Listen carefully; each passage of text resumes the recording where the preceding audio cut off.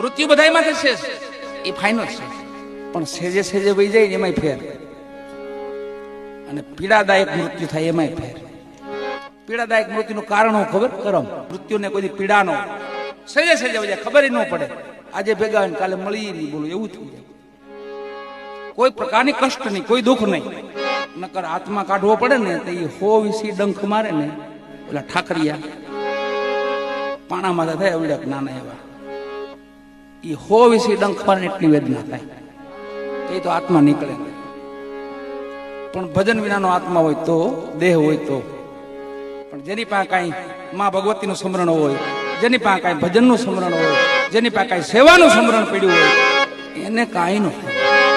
એ તો સેજે સેજે જગતમાં આવે ને સેજે સેજે વહી જાય.